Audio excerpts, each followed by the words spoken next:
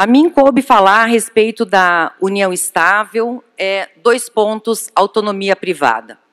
E esse texto, ele é já provocativo, porque será que nós temos realmente autonomia privada quando nós falamos em união estável nos dias atuais?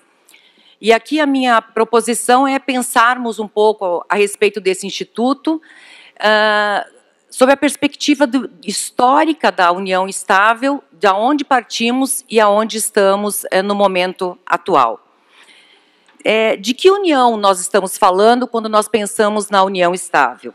Nós estamos falando daquelas uniões que são, por natureza, entidades familiares meramente informais, que afastam o laço do Estado, as formalidades do Estado, e que as partes querem criar a sua própria união, ao seu modo e segundo as suas próprias regras.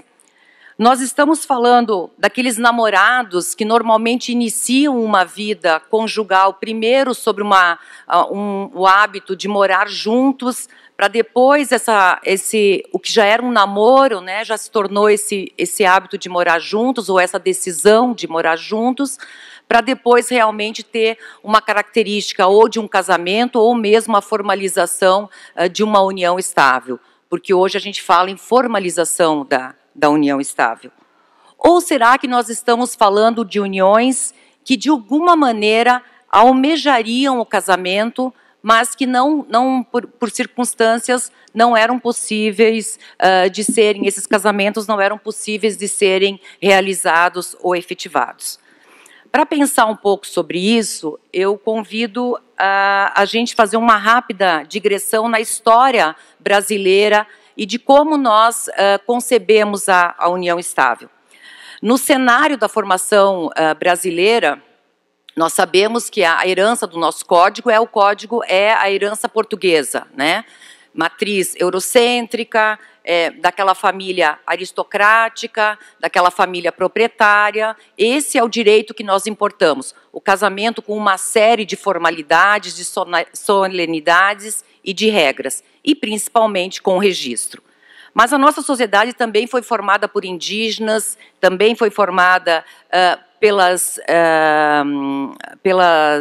pessoas africanas, né, pelos nossos escravizados que nós tivemos aqui no Brasil, e isso foi dando esse caldo da sociedade brasileira.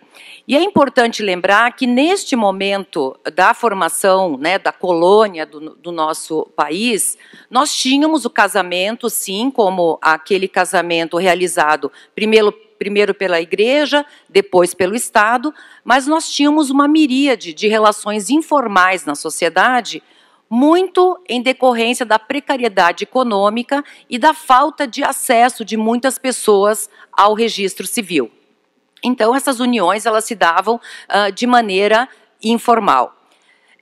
Lembrando que nesse Brasil agrário, nós tínhamos esse direito de matriz patrimonial e patriarcal, né? Então, a família era fundada pelo casamento, esta família era fundada pelo casamento, ela era formada só pelos laços consanguíneos, ela era indissolúvel e, portanto, a partir dela se estruturava todo o regime de filiação e todos os demais regimes de direito de família e também o direito sucessório, que nós temos reflexos até os dias de hoje.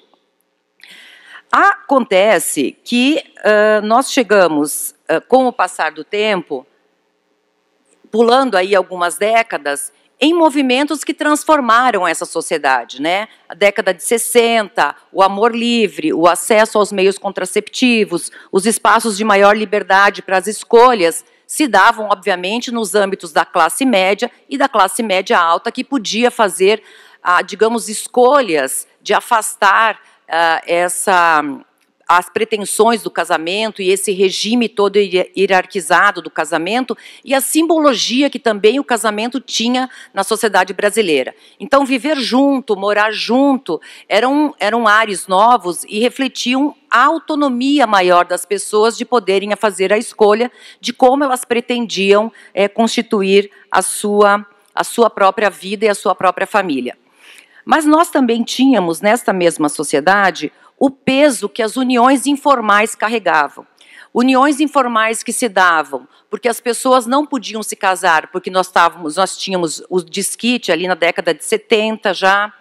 As pessoas com o estigma de que quando viviam amaziadas ou viviam juntas, carregavam, principalmente as mulheres, carregavam o estigma do concubinato, que colocava a mulher muito diferente da posição de uma esposa. O estigma social dos filhos, que não tinham os mesmos tratamentos, os mesmos regramentos daqueles filhos que nasciam lá no âmbito do casamento, e uma tutela do Estado absolutamente precária para essas uniões informais. Então, nós tínhamos aquelas uniões que vinham das escolhas, mas também essas uniões aqui, que eram uniões, digamos, de um segundo patamar, abaixo da ideia de um casamento. E esse fenômeno, então, ele tinha, por um lado, essas uniões livres, essas uniões estáveis, a escolha e a autonomia das pessoas, e, por um outro lado, a condição que essas pessoas se encontravam de não ter alcance ao casamento, seja porque eram vedadas a eles, sendo sempre uma tutela muito precária por parte do Estado. Pois bem, damos um outro salto e chegamos, então, até a nossa Constituição Federal de 1988 e o artigo 226, que traz para o texto constitucional, pela primeira vez, a ideia, ali no parágrafo 3º, que para efeitos de proteção do Estado é reconhecida a união estável entre o homem e a mulher como entidade familiar, devendo a lei facilitar a sua conversão em casamento. Para os mais jovens aqui, talvez que não tenham vivenciado esse período, aqui já foi um motivo de grande embate. Primeiro, se celebrou muito o reconhecimento das múltiplas formas de organização da família. Então, nós tínhamos o casamento, tínhamos a união estável com status de entidade familiar, as famílias monoparentais, dando um acolhimento no tecido jurídico para aquilo que a gente vivenciava na realidade brasileira. Mas também tinha essa polêmica, essa ideia de a conversão dessa união estável em casamento. Na sequência, ali em 94 e 96, e toda uma polêmica antes disso, se essa norma ela seria autoaplicável ou não. Chegamos em 94 e 96, e o legislador infraconstitucional regulamenta, então, essa ideia do artigo 226 da Constituição, dando os requisitos daquilo que eles entendiam, o que entendia-se como uma união estável, primeiro com uma necessidade de um prazo, depois com os requisitos da durabilidade, da publicidade e da finalidade de constituição de família, assim como os efeitos, que eram usufruto, direito real de habitação, enfim, reconhecimentos mínimos, direitos previdenciários e reconhecimentos mínimos desses efeitos a essa forma também de organização da família. E chegamos, depois disso, de 94 e de 96, ao que nós temos atualmente no artigo 1723 e seguintes, né, do Código Civil, e eu dou destaque aqui ao 1723 e o 1725, que é o que nos interessam aqui para a nossa reflexão. É, portanto, reconhecida como entidade familiar a união estável entre, aspas, homem e mulher, configurada na convivência pública, contínua e duradoura, estabelecida com o objetivo de constituição da família. Aqui a gente precisa fazer menção à ADI, né, Ação Direta de Inconstitucionalidade 4.277 do STF, que foi aquela que declarou a inconstitucionalidade, digamos assim, ou melhor, que permitiu as uniões entre pessoas do mesmo sexo. Declarou a inconstitucionalidade, portanto, dessa distinção entre homem e mulher que temos aí grafado no texto. Mas aqui na sequência desse Código Civil, nós já temos impedimentos de quem não pode viver em união estável, nós temos os deveres de quem deve viver em união estável, a forma de conversão da união estável em casamento e a vedação do que se chama de concubinato, que seriam as uniões, digamos, clandestinas, né, paralelas e clandestinas.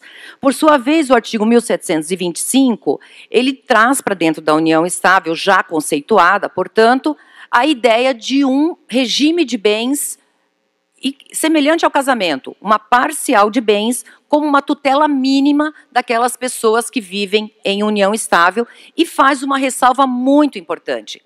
Na união estável, salvo o contrato escrito entre os companheiros, aplica-se as regras patrimoniais no que couber o regime da comunhão parcial de bens. Ou seja, aqui nós tínhamos, e temos ainda, no meu ponto de vista, a ideia de que as partes podem disciplinar a sua união estável nos aspectos patrimoniais, seja escolhendo a forma como vão ser afastadas as comunhões ou feitas as comunhões de bens. No entanto, a partir desses dois artigos do Código Civil, nós podemos dizer que nós temos uma clivagem da ideia da união estável, né? Então, tudo funcionava muito bem com o artigo 1723, junto aí com até o artigo 1725. Porque aquela família que eu mencionei no começo, precária, com uma precária tutela do Estado, ou uma família que não tem acesso, não tem condições de formalizar a sua união por meio do casamento, tinha ali uma tutela, uma proteção do Estado e um regime de bens que garantia os participantes daquela união. Por um outro lado, também um espaço de maior autonomia privada desses companheiros que poderiam e que podem, por contrato escrito, e não está escrito escritura pública, está dito contrato escrito, regulamentar melhor os seus direitos e a forma como eles entendem que deveriam ser os efeitos patrimoniais dessa união. Me parece que se nós estivéssemos parado neste modelo aqui, nós ainda teríamos uma ideia de múltiplas organizações da família. Casamento com seus regimes e regras mais rígidas, e a união estável nos dando aqui esse espaço de liberdade, esse espaço de autonomia, esse espaço de não intervenção do Estado. Tínhamos, portanto, uma ideia de escolha. Ou eu vou me casar, já com o rol pronto e segundo as regras do casamento, ou eu tenho aqui um espaço maior de liberdade para essa minha organização. Mas aí começou, né, uma ideia, primeiro, de se puxar uma tutela cada vez mais próxima do Estado em relação da união estável, aproximando-a, no meu ponto de vista, cada vez mais do casamento. Foi assim com o regime de bens, né, nós temos já decisões em todos os tribunais a respeito da questão da vedação, ou melhor, da imposição do regime da separação obrigatória para os maiores de 70 anos, como no casamento, tolhendo aí, portanto, um espaço de autonomia, e buscando cada vez mais essa ideia de uma matriz muito próxima do casamento. Por fim, chegamos nesse provimento 37 de 2004, que foi agora, recentemente, por uma lei de 146, um provimento 146 de 2003, absolutamente transformado, com inúmeras vedações, com inúmeros registros da união estável, que se pretendia que fosse tutelada, porém que se pretendia também que continuasse sendo um espaço de autonomia privada, mas me parece que a intervenção do Estado, e aqui é curioso, porque é um provimento do CNJ, quer dizer, tentando regulamentar, orientando os cartórios e os notários e os cartórios de registro civis, mas tolhendo a ideia e a liberdade das pessoas, no meu ponto de vista. Então, fala aqui esse provimento, basicamente, em 3 questões que antes nós fazíamos de maneira mais livre, para aqueles que tivessem interesse e assim quisessem. Lembrando que nós tínhamos já um regime supletivo, digamos assim, do regime de bens. Agora nós temos o termo declaratório do reconhecimento e dissolução da união estável, que não pode mais retroagir para o início da união estável. É curioso porque, na verdade, o casamento, sim, ele começa a vigorar a partir daquele momento para frente, para o futuro. Mas a união estável, ela é uma realidade que vai se conformando no tempo. As pessoas não chegam hoje e falam, bom, nós vamos viver em união estável a partir de agora. Muitas vão vivendo e depois, por alguma razão, ou previdenciária, ou imposto de renda, ou seguro de vida, ou clube, ou por desejo mesmo, precisam muitas vezes regulamentar essa união. E aí acaba que não se pode voltar para o início da união, ou regulamentar de modo, por exemplo, esticando um regime de bens para o início daquela união. Ainda que as partes tenham vivenciado esse regime de bens entre elas, absolutamente de separação, por exemplo. E o STJ vem exatamente nessa linha. Não, posso escolher o regime de bens daqui para frente, quando eu faço o reconhecimento da união estável, mas não posso mudar em relação ao passado, quando eu tenho um reconhecimento pretérito. A alteração do regime de bens, que antes também poderia ser livremente feita pelos companheiros, agora encontra uma vedação legal nesse provimento, e ele também regulamenta a ideia da conversão da união estável em casamento. Por fim, nós temos o problema da declaração de inconstitucionalidade do artigo 1790, que eu concordo, era uma excrescência do Código Civil, mas que nos levou para um outro lugar de prisão, né? Deixando essa ideia de que o companheiro é também um herdeiro necessário e, portanto, tolhendo aqui onde a gente tinha um espaço maior de autonomia, a forma como esses companheiros também querem organizar e regularizar a sua sucessão.